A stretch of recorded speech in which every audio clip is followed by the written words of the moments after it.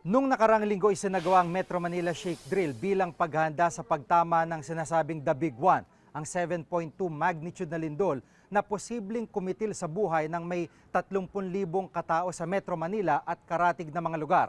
Pero bago yan nakaranas na ang Luzon ng isang 7.8 magnitude na lindol.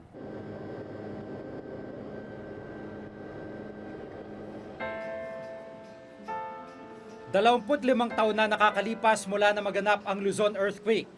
Isa sa mga himalang nakaligtas sa trahedya, si Rafael Resuelo. Fourth-year college student noon si Rafael sa University of Baguio at nasa ika-4 na palapag ng Commerce Building nang maganap ang pagyanig. Around 4:15, mga 4:20 nagkaroon ng earthquake. Sa amin, very common yung earthquake dito sa Baguio. So, inakala lang namin ordinary lang. Pero medyo mahaba. Pagkatapos nun, panandalian lang nagkaroon ng second quake. Tuloy-tuloy na, malakas. Kumpara sa una at nakakatakot kasi akyat baba ang lindol niya. Hindi yung katulad ng shake lang. Ibang klase na napakalakas, na napakatagal. Nagumpisang mabasag ang mga bintana, mabasag ang mga fluorescent, nag-brown out, hanggang bumigay na yung ceiling sa aming kinakatayuan. Nasa corridor na kami, nakahawak ako dun sa may bintanang wala ng salamin. Bumigay yung ceiling ng 4th floor sa amin. Parang nagdikit yung flooring at saka ceiling ng 4th floor. Mga 1.5 feet lang. Tapos masikip, mainit, madilim, maalikabok. Yung kausap mong katabi mo, hindi mo na marinig dahil sa alikabok at saka sa sikip.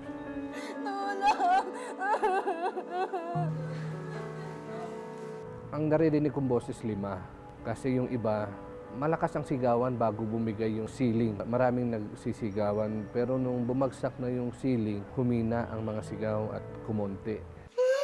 4 na oras na trap si Rafael sa gumuhong gusali, pero mas lalong nagpahirap sa kanya ang pagkakaipit ng kanyang kamay sa pader ng bintana.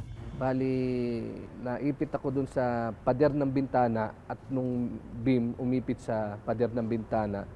So gustuin ko mang humiga, nasa gilid ako, gusto ko yung humiga, hindi pwede at hindi naman umaabot yung ulo ko sa flooring. Hindi rin ako makatayo at nandun naman naipit yung kamay ko sa gilid. Tsaka yung isang tenga ko dati na puno ng buhangin mula dun sa magbagsak ng ceiling. So halos walang pandinig ito noon. Akala mo katapusan na ng mundo. Kasi hindi mo rin akalaing gano'n na mangyayari kasi first time experience din namin na gano'n kalakas. May mga lindol pero hindi ganun kalakas. Yun ang napakalakas na napakatagal at sunod-sunod maliban pa sa lindol, ulan, kulog. May dumaan na isang estudyante.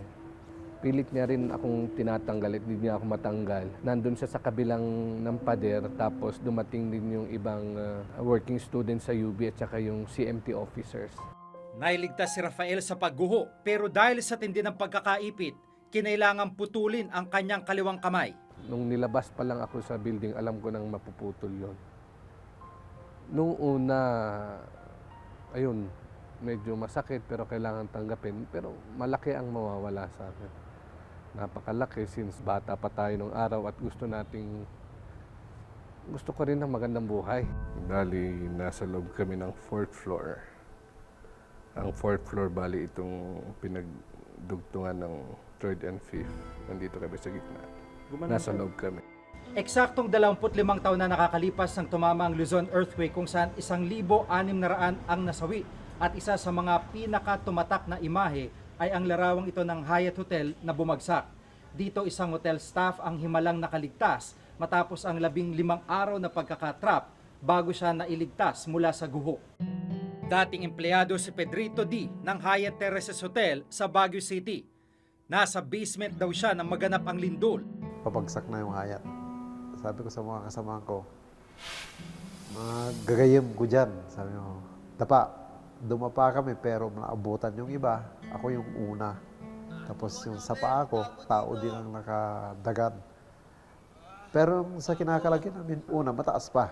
After nagsisik ulit, is bumababa at bumababa yung kinakalagyan ko hanggat nakahiga na lang. Naging mas malakas raw ang mga sumunod na aftershock at napuruhan ang paa ni Pedrito. Habang nag-aftershock na yun, is nararamdaman ko yung paa ko na naraganan ng tao habang sumisikip eh. Sumisikip at sumisikip. Tao dito, tulungan niyo ako! Sa tindi ng sakit at kalbaryo sa pagkakaipit, inakala ni Pedrito na katapusan na niya. Wala na. Wala na. Nakaupo nung una. Tapos habang nag-aftershock is bumababa at bumaba hanggat sumuko ako. Diyos ko, kunin mo na lang ako. Huwag mo na akong pahirapan. Kasi nararamdaman ko at bumababa yung malaking tipak ng semento eh.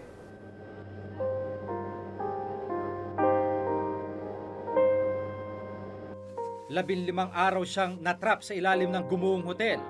After 10 days at siguro yung nainom ko mga tubig na marumi, nakalimutan ko na yung araw eh. Hindi ko na marinig yung relo na sinusundan ko eh. Bahala na kung asan yung marumi, malinis, hindi ko alam. Basta kung bahala na, pati ihi ko ininom ko na eh. Yun yung katotohanan talaga, pati ihi ko ininom ko na. Walang makuwang tubig. Nagsalba rin daw sa kanyang pagbuhos ng ulan ng mga panahong yun. Hanggang sa wakas, dumating ang mga rescuer. Dito!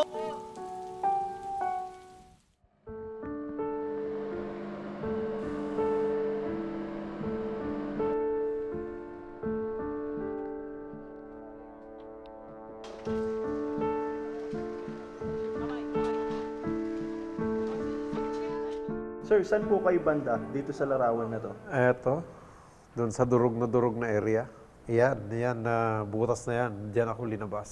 Galing doon sa ilalim. Kasi yun yung sabi nung isang minero, ayaw nilang magkamali. Kaya binigyan nila ako ng oras na makalabas doon sa nakatakip sa akin na simento na malaki. Yun, pader na yun. Binalikan namin ang dating kinatitrikan ng Hyatt Hotel. Mga puno at damo na lang ang naiwan dito. Walang bakas ng malagim na trahedyang minsang nangyari dito. Matapos ang killer earthquake sa Baguio, nagkaroon ng zoning ordinance sa syudad noong 1990. Nakasa dito na hanggang 6 na palapag lang dapat ang mga bagong itatayong gusali sa Baguio City. Pero sa mga panahong ito, makikita ang iba't ibang gusali sa syudad na lagpas sa itinakdang palapag ang taas. Nung tinawagan namin yung expert, yung testimony nila, it's not the height of the building yung mag-ensure na talagang durable. Importante yung structural durability ng building. In short, sundin yung talagang batas, yung building code and engineering plans na ginawa nila. Nang ilabas ng PHIVOLCS ang Valley Fault System Atlas, isang eskwelang ito, ang Pedro E. Diaz High School, sa mga natuklasang nasa ibabaw mismo ng fault line. Kaya kinailangang i-condemn ang 32 classroom sa paaralang ito.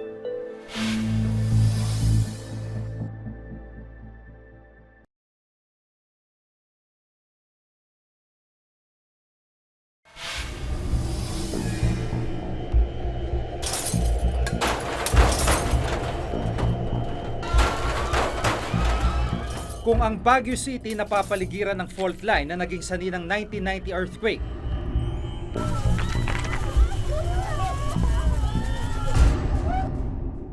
maging ang Metro Manila binabagtas ng mga fault line.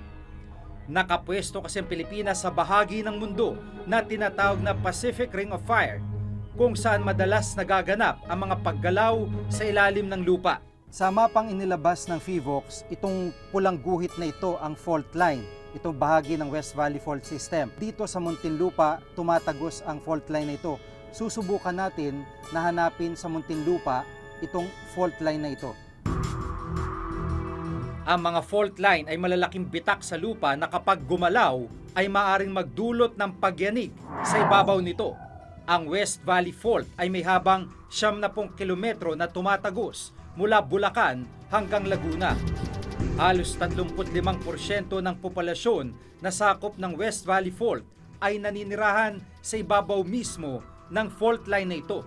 Noong 2004 na ang na-release namin ay roughly 13% ng residential buildings, ito yung mga 10 stories and below, na mga bahay ay heavily damaged or collapsed. Public buildings, mga 10%, heavily damaged or collapsed. Yung medium-rise building from 10 to 30 stories, mga 8 to 11%. Ito yung Valley Fault System Atlas na ipinamamahagi ng FIVOX kung saan nakapaloob yung listahan ng mga barangay na malapit o di kaya ay nasa ibabaw mismo ng West Valley o East Valley Fault System. Bukod sa listahan ay mga mapa at kabilang nga dito ang barangay ito na saan dito sa Muntinlupa. Bibisitahin natin tong isa sa mga bahay. Sa mismong haligi at mga dingding ng bahay na ito, may mga malalaking bitakring matatagpuan. Kung may malinaw na senyales ng fault line dito sa barangay Tunasan, itong tahanan na ito ang isa sa mga nakaranas at kitang-kita kung gaano kalaking crack ang idinulot ng paggalaw, bahagyang paggalaw ng fault line dito at makikita rin to sa unang baitang ng kanilang terrace. Pero bukod dito, tumatagos din ito sa pader ng kanilang bakod na halos maghiwalay na rin. Nasa likurang bahagi na tayo nitong compound at kung doon yung bahay ay nandito na tayo sa may mga paupahan. Inabandona na ito dahil nga sa takot ng mga nagrerenta sa gabi-gabi raw na pag-ugong o di kay paglabas tila ng hangin galing sa ilalim ng lupa bukod pa sa konting mga pagyanig. Pag madaling araw, ganun yung parang bahay nila, parang may humahangin na, may parang Para may May umuuga umuugo. pero wala lindol. Wala Dito lang ho. sa part na to. Oo, dyan, yung apartment na po Opo. yan. Tuwing maririnig nyo yung balita sa fault line, ano yung naiisip nyo? Wala ko kami gagawa kasi kalikasan din. Makikita naman natin na ang panganib kapag nasa ibabaw ka ng fault ay yung tinatawag na ground rupture or surface rupture. So dito, kahit yung mga matitibay na mga structures, pwede talagang masira kapag nandun kayo mismo sa ibabaw ng fault. Kaya nga ang recommendation namin ay dapat sana walang structure on top of the fault. Tapos kung magtatayo man tayo ng structure, lalayuan lang natin ito ng 5 metro on both sides. Yung 5 meters na tinatawag nating avoidance or yung buffer zone.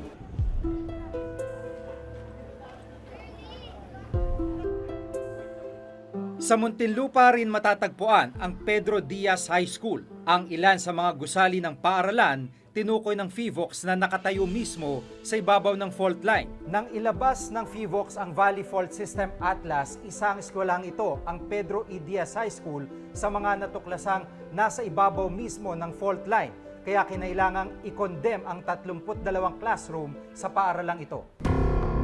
May mga inilagay ring marka ang lokal na pamahalaan para madaling matukoy ang daraanan ng mismong fault line.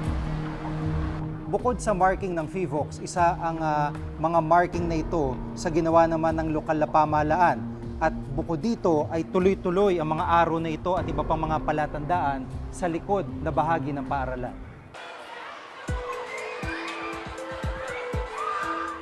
Yun po yung red, may arrow. Doon po ang entry point. Doon mismo? Apo, yun ang entry point. And then nag-pass through second markings po dito.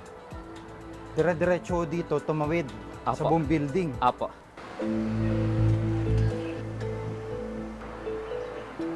Yun yung 32 classroom na nawala sa inyo, paano nyo napunan yun o saan nyo po nilagay mga Nung estudyante? una, ang aksyon ng pamunuan ay humanap muna ng mga buildings na pag-aari ng gobyerno katulad po ng TESDA at yung AL Center. Yung mga na-displace nating bata, doon muna siya ipinaampon. And then nung maayos na namin yung schedules dito, saka namin sila ibinalik. Sa ngayon, nandito na lahat yung mga bata. Ayon kay Architect June Palafox, overdevelopment o ang patuloy na pagtatayo ng bagong mga gusali at infrastruktura ang maaari maging mitsa ng malaking pinsala oras na lumindol sa Metro Manila. Ang maaari pa raw mas magpalala sa matatamong pinsala ang ilang gusaling hindi sumusunod sa itinakdang safety standards o building code. Prevention is 90% cheaper than rehabilitation. And in our recommendations, we put forward that through urban planning, architecture, engineering, and the sciences, you can address the hazards before they become disasters. Matapos ang Luzon earthquake noong 1990, isinabatas din ang Building Code ng Pilipinas. 2010 naman nang amyendahan ito. Lahat ng mga gusaling itatayo pagkatapos ng pag-amyenda, kailangan malagpasan ang 7.2 magnitude na lindol. Kailangan din daw mas bigyan pansin at seryosohin ng lahat ang pagsasagawa ng safety emergency drills. Hindi lang ito dapat ginagawa paminsan-minsan, dapat ang pagsasanay, ang mga pagpapataas ng kamulatan sa pag-alam ng ano yung iba't ibang maaring epekto ng iba't ibang bantang panganib, sa bawat Pilipino dapat alam yon kasi alam natin na ang Pilipinas ay nakalagay talaga sa isang mapanganib na lugar. Ito po ay parte pa rin ng tinatawag. Malaki na rin ang nag-i-interest ng mga tao para sa disaster preparedness. At sa tingin ko naman hindi na natin kailangan maranasan ng isang big one o isa pang napakalakas na pagyanig para lang masabi natin na tayo naman ay naghahanda na. Mahalaga rin na matiyak ng pamahalaan na wala nang magtatayo ng gusali sa mga idineklara ng danger zone o lugar na dinadaanan ng fault para mas maiwasan ang peligrong dala ng malakas na paglindol. Sa pag-aaral na ginawa ng Japan International Cooperation Agency o JICA kasama ang PHIVOLCS at MMDA na Metropolitan Manila Earthquake Impact Reduction Study, tinatayang nasa 34,000 katao ang pwedeng masawi sakaling tumama ang 7.2 magnitude na lindol sa Metro Manila. Nakabase ang bilang na ito sa dami ng mga gusali at infrastruktura na maaaring mapabagsak ng lindol.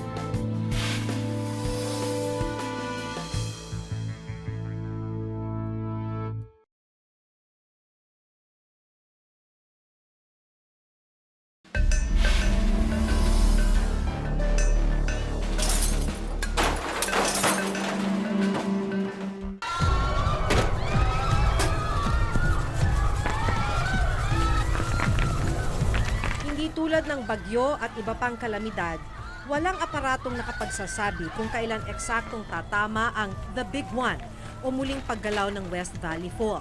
Kaya naman anumang oras dapat maging handa ang bawat isa oras na dumating ang pagyanig. Mas mahigpit na pagpapatupad ng building code at tuluyang pag-inspeksyon ng mga gusali ang dapat gawin ng lokal na pamahalaan para masiguro namang handa ang kanilang nasasakupan. Ako si Maki Pulido. Ako si Jigo Manikat at ito nakatala sa aming Reporter's Notebook.